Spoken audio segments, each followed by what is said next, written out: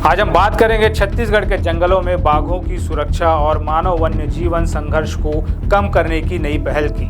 छत्तीसगढ़ सरकार उत्तर प्रदेश के सफल बाघ मित्र मॉडल को अपनाकर बाघ मित्र योजना शुरू करने जा रही है। ये कदम तब उठाया जा रहा है जब छत्तीसगढ़ हाईकोर्ट ने बाघों और हाथियों की मौतों पर सख्त रुख अपनाया है। लेकिन सवाल ये है, क्या ये योजना बस्तर और कोरिया जैसे इलाकों में शांति ला पाएगी? इस वीडियो में हम बाघ मित्र योजना, हाईकोर्ट के सवाल और वन विभाग की रणनीति की पूरी कहानी समझेंगे। तो आइए शुरू करते हैं। नमस्कार, मैं हूं चंद्रशेखर और आप देख रहे हैं नव प्रदेश टीवी। छत्तीसगढ़ के घने जंगल बाघों, हाथियों और अन्य वन्य जीवों का घर है, लेकिन ये क्षेत्र मानव वन्य जीव संघर्ष का भी गढ़ रहे हैं। पिछले कुछ सालों में बाघों और हाथियों की मौतों ने न सिर्फ पर्यावरणविदों बल्कि छत्तीसगढ़ हाईकोर्ट को भी चिंतित किया है।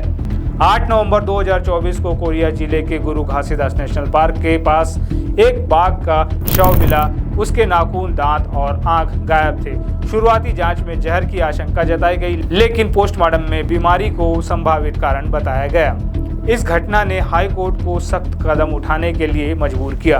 11 नवंबर 2024 को हाईकोर्ट की डिवीजन बेंच, जिसमें मुख्य न्यायाधीश रमेश कुमार सिन्हा और न्यायमूर्ति अरविंद कुमार वर्मा शामिल थे, ने अपनी नाराजगी जाहिर की।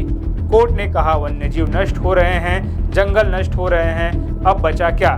कोर्ट ने वन विभाग से पूछा कि वन्य जीवों की सुरक्षा के लिए अब तक क्या ठोस कदम उठाए गए हैं। जवाब में वन विभाग ने 21 नवंबर को एक हलफनामा दाखिल किया, जिसमें बाघों की सुरक्षा के लिए कई उपायों का जिक्र था। इन उपायों में सबसे अहम है बाघ मित्र योजना, जिसे उत्तर प्रदेश के सफल मॉडल की तर्ज पर छत्तीसगढ़ में लागू करने की तैयारी है। 17 मार्च 2025 को हुई एक उच्च स्तरीय बैठक में इस योजना पर विस्तार से चर्चा हुई। छत्तीसगढ़ के वन विभाग की एक टीम ने यूपी के पीलीभीत और लखीमपुर खीरी जैसे बाघ अभ्यारण्यों का दौरा किया और वहां के बाघ मित्र मॉडल को समझा। यूपी में बाघ मित्र गांव वालों को बाघों के व्यवहार, उनके पगमार की पहचान और बचाव अभियानों में मदद करने के लिए प्रशिक्षित करते हैं। इस मॉडल ने मानव बाघ संघर्ष को कम करने में काफ़ी मदद की है। लेकिन बाघ मित्र योजना क्या है? ये योजना स्थानीय समुदायों को वन्य जीव संरक्षण में शामिल करती है।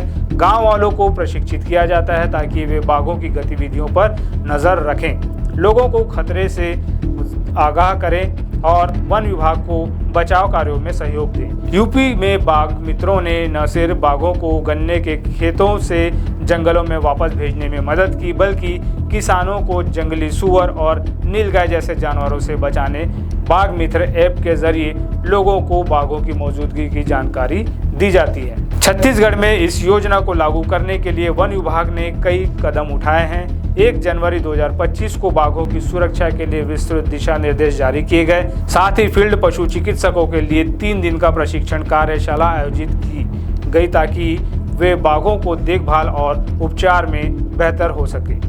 हलफनामे में ये भी बताया गया कि 21 नवंबर 2024 के बाद से छत्तीसगढ़ में बाघों की कोई मौत नहीं हुई है, जो इन उपायों की सफलता को दर्शाता है। लेकिन क्या ये कदम काफ़ी है? छत्तीसगढ़ में बाघों की संख्या 2014 में 46 थी, जो 2022 में घटकर 17 रह गई है। शिकार, आवास का नुकसान और मानव वन्य जीव संघर्ष इसके प्रमुख कारण हैं। गुरु घासीदास, तमोर, पिंगला टाइगर रिजर्व जैसे नए अभ्यारण्यों की स्थापना से बाघों के लिए सुरक्षित आवास बढ़ाने की कोशिश की जा रही है। बाघ मित्र योजना के अलावा छत्तीसगढ़ में हाथी मित्र योजना भी मानव हाथी संघर्ष को कम करने में कारगर साबित हुई है। उदंती सीता नदी टाइगर रिजर्व में हाथी मित्रों ने 2023 से अब तक कोई मानव हताहत नहीं होने दिया।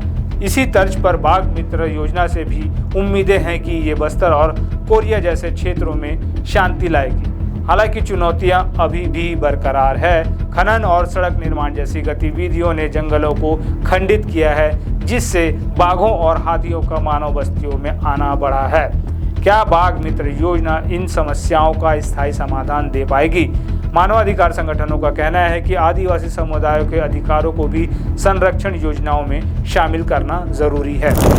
छत्तीसगढ़ हाईकोर्ट ने इस मामले को अपनी निगरानी में रखा है और अगली सुनवाई 14 जुलाई 2025 को होनी है।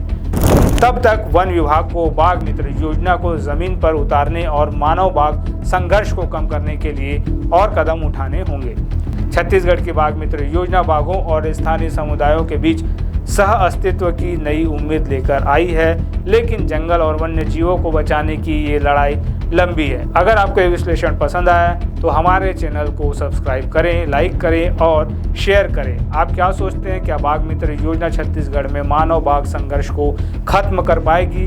अपनी राय कमेंट्स में ज़रूर बताएं। नव प्रदेश टीवी के साथ बने रहें। फिर मिलते हैं। नमस्कार।